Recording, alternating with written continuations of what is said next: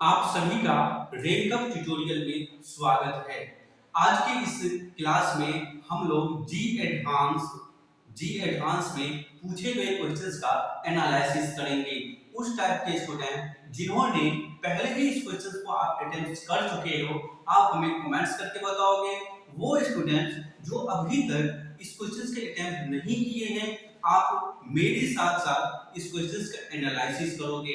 और वो स्टूडेंट जो इस क्वेश्चंस पे ऑलरेडी आप इसको सॉल्व कर सकते हैं, वो स्टूडेंट्स भी आप हमें कमेंट्स करके बताओगे।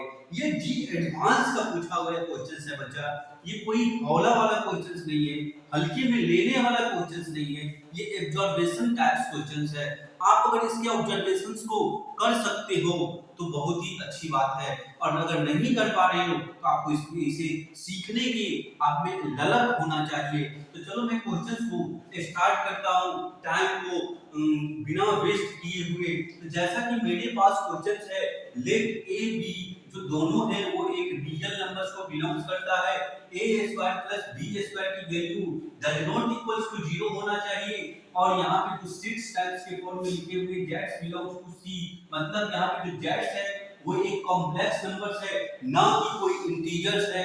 आप कंफ्यूज करो, इसीलिए यहाँ पर उन्होंने इस टाइप्स के लैंग्वेज का यूज किया गया। लेकिन हम कंफ्यूज नहीं होंगे क्योंकि हम एडवांस का तैयारी करता हूँ।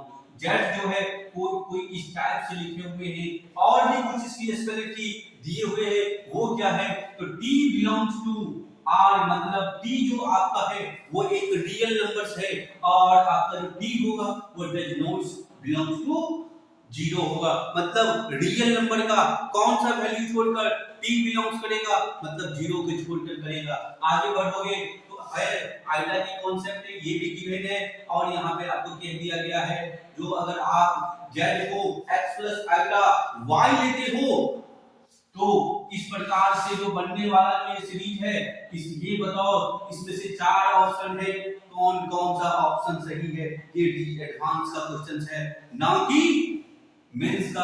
आप इस क्वेश्चन को आसानी से सॉल्व नहीं कर सकते हो, इनके छोटे छोटे से पॉइंट्स को आपको एब्जॉर्ब करना होगा, नहीं तो आप हाथ मत दे जाओगे। देखने के लिए, पाने के लिए आपके पास कुछ नहीं रहेगा। तो चलो ऑप्शन, सबसे पहले मैं ऑप्शन ए को चेक नहीं करूंगा, सबसे पहले मैं क्वेश्चंस को एब्जॉर्ब करूंगा। क्वेश्चंस में मेरे पास क्या क्या है, आप मेरे साथ चलोगे, देखना है, कदम से कदम मिला के चलना है, ना कि रास्ते में साथ छोड़ के चलना है। ये आप खुद डिसाइड करोगे। अगर इस क्वेश्चंस को सॉल्व करने से पीछे हटा तो समझ लेना तेरा कैरियर चौपट हो गया। अब यहाँ पे देखोगे ऑप्शन ऑप्शन यहाँ पे जेड जो मेरे पास ऐसा है, तो नीचे में सर कॉम्प्लेक्स नंबर्स की फॉर्मूलिटी है। मैं नीचे वाले कॉन्सेप्ट्स को क्या करता हूँ, नीचे वाले जो कॉम्प्लेक्स नंबर होता है उसके कंजुगेट्स पार्ट से नीचे और यानी नोमिनेटर्स पार्ट और डोमिनेटर्स फॉर्म्स को मल्टीप्लाई करता हूँ, और मुझे मिलता है a माइनस आइटा bt डिवाइड में a माइनस आइटा bt।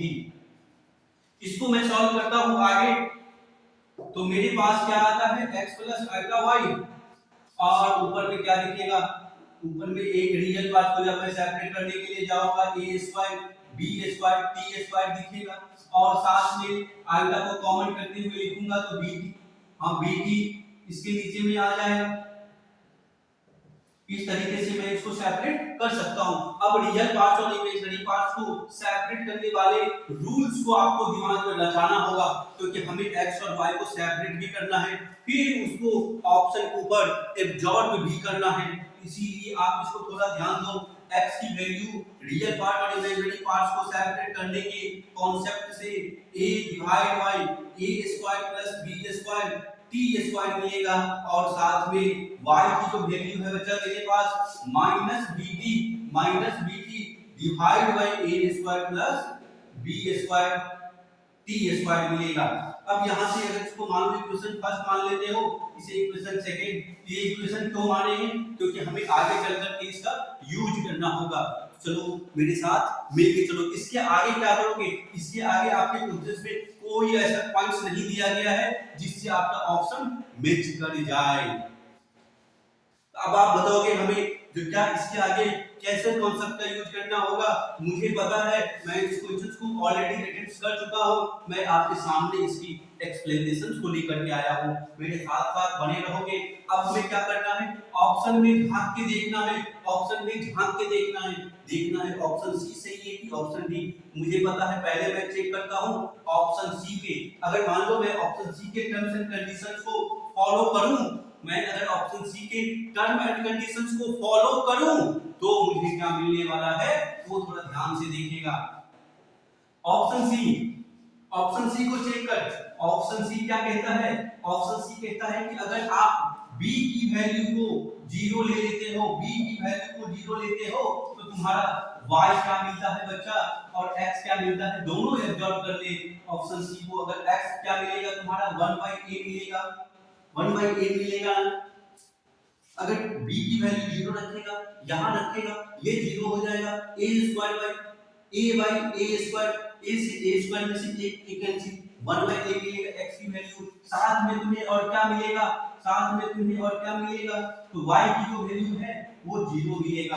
अब एक बात बच्चा सोच, थोड़ा सा दिमाग लगा, अपने दिमाग की बत्तियों को जला और बोल, y की वैल्यू 0 कब होता है, y की वैल्यू 0 तब होता है जब कोई भी पॉइंट x एक्सिस के ऊपर लाइज करता है, जब भी कोई भी पॉइंट x एक्सिस के ऊपर उसको वो लाइज करता है। मतलब ऑप्शन सी मेरा 100% परफेक्ट है, 100% परफेक्ट है।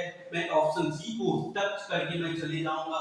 अभी भी ये एडवांस के क्वेश्चंस के अगर सिर्फ ऑप्शन सी को टच करके छोड़ दिए तो भी आप गलत हो, क्योंकि ऑप्शन डी भी कुछ उसी टाइप के कंडीशंस को फॉलो कर रहा है। ऑप्शन डी को चेक कर, ऑप्शन डी क्या कहता है बच्चा, ऑप्शन डी कहता है अगर a का वैल्यू 0 ले लेते हो तो तुम्हारे पास x क्या मिलता है।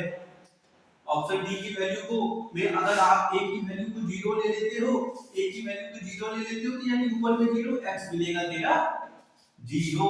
अब आप जानते हो x का वैल्यू अगर 0 हो गया किसी भी एक्सिस में, x की वैल्यू 0 कब होता है, जब y एक्सिस होता है। मतलब ये आपका है किसका कंडीशन, तो y एक्सिस का है। मतलब सर आपका ऑप्शन डी ही राइट जा रहा है और आगे बचा है दोनों ऑप्शन को थोड़ा ध्यान से देखिएगा। क्या कहता है, the circle with the radius 1/2, मतलब ऑप्शन सी में जैसा ऑप्शन ए है वैसा ही ऑप्शन बी है, मतलब दोनों में कोई लिंक है, इसलिए उसको ध्यान से देखिएगा। हम थोड़ा इसे इरेज कर रहे हैं, जिनको इसे नोट करना है आप उसे नोट करो, क्योंकि हमें इसके लिए थोड़ा सा स्पेस की जरूरत है। हम इस वाले दोनों पॉइंट्स को निगलेक्ट कर रहा हूं, माइनस कर रहा हूं, हटा रहा हूं थोड़ा सा। अब यहाँ पे ऑप्शन बी और सी को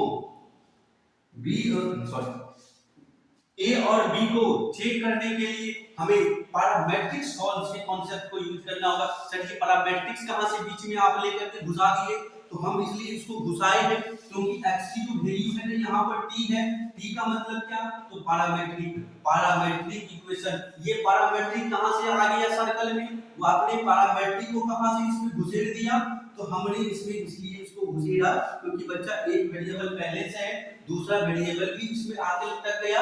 मतलब लोकस ऑफ द सर्कल से कंडीशंस में आप पढ़ते हो, आप इसको सीखते हो, आप इसको समझते हो कि जब भी कोई एक डिपेंडेबल वेरिएबल्स में आपका कोई दूसरा वेरिएबल घुस जाए तो मतलब वो पैरामेट्रिक होता है। मतलब अब यहाँ से हमें सर इसका पैरामेट्रिक का इक्वेशन निकालना होगा, ये तो मुझे पता ही नहीं है। अरे तेरे गुरुजी को पता है ना, उसके साथ साथ चल अपने रास्ता आसान हो जाएगा। मतलब इक्वेशन फर्स्ट को सेकंड इक्वेशन से डिवाइड कर दे, आ जाएगा पैरामेट्रिक। नहीं सीखा है तो अभी सीख ले। तो क्या करना है, x को जब y से डिवाइड किया, तो x को जब y से डिवाइड किया तो क्या मिला, ये नीचा कट ऊपर कट, मतलब x ऊपर में a बचा, नीचा में भी t बचा माइनस के साथ। यहां से t का वैल्यू निकालना है, किसका निकालना है, t का निकालना है। तो मतलब x minus b dx equal ay, तो t इक्वल टू कितना, minus ay divide by bx। अब क्या करना है, अब करना तुम्हें क्या है, कुछ नहीं करना है। इस इक्वेशन को इस मतलब जो पैरामीट्रिक वैल्यू निकाला है इसको क्या करो किसी भी इक्वेशन में लाके रख दो मतलब क्या कहना चाहते हैं हम मतलब ये वाला इक्वेशन इस वाले इक्वेशन में पैरामीट्रिक इक्वेशंस को लाके रख दे मतलब ये वाले जो है ना इसमें लाके रख दे मतलब थोड़ा सा ये ऐसे फॉर्म में लिखा हुआ है a square plus b square t square is equal to ये लिखा हुआ है। अब यहां से मेरे लिए थोड़ा सोचने वाली बात है क्या तो सर ये a square b square t square कैसा मतलब a square y square b square x square equal a b से b कट जाएगा x into a square plus a square by y square divide में x square is equal to में a। अब यहां से इसको क्या करेंगे तो सिंपल सी बात है a square x square a square y square x square is equal में a स्क्वायर x से पावर कैंसिल a कॉमन करोगे a x square a y square is equal to ये वाला x है ना मतलब a ये भी कैंसिल मतलब a x square a y square is equal में यहां 1 है 1 को x से मल्टीप्लाइड x मिलेगा। अब इसके बाद क्या करेंगे गुरुजी तो चिंता न कर मेरे साथ चल सारा तुम्हारा भला होगा। करना क्या है बहुत ही आसान सी कॉन्सेप्ट को फॉलो करना है बच्चा। अब यहाँ पर देख क्या लिखा हुआ है उस x को इस साइड लेके आ जाओ उस x को इस साइड लेकर के आ गया तो मेरे पास ax square plus ay square minus x equal 0 a को कॉमन करके हटा दिया तो x square plus y square minus xy plus 0 into y plus 0 is equal to मतलब सर थोड़ा सा हमें कॉमेडियन वाला ये इक्वेशन दिख नहीं रहा है आप तो यहाँ पे कुछ चमत्कारी वाले काम करके लिख रहे हो आप हमें बताते भी नहीं हो आपने ऐसा क्यों लिख दिया बच्चा।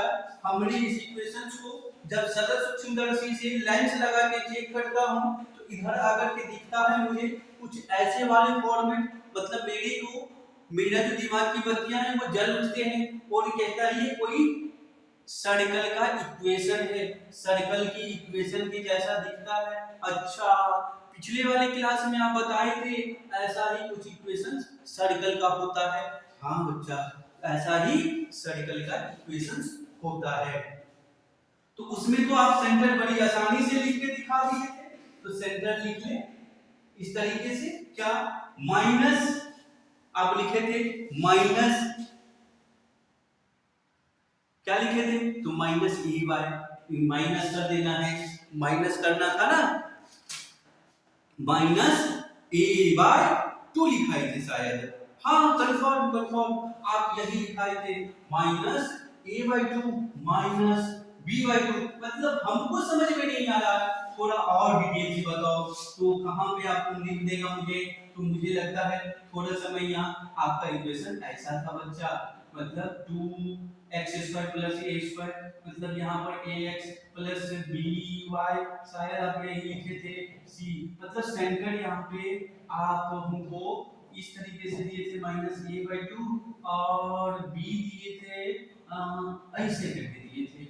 हाँ बिल्कुल राइट लिखे हो आपको घबराना नहीं है मेरे साथ साथ चलो। अब क्या करना है सेंटर तो ये बता बच्चा यहां से तेरा a का वैल्यू क्या है तो -1 है तो -1/1 माइनस माइनस प्लस तो ये तुम्हारा हो गया 1/2a b का वैल्यू 0 और इसका रेडियस क्या होगा रेडियस कितना होगा तो रेडियस निकालेगा तो 1/2 a mod ऑफ निकलेगा।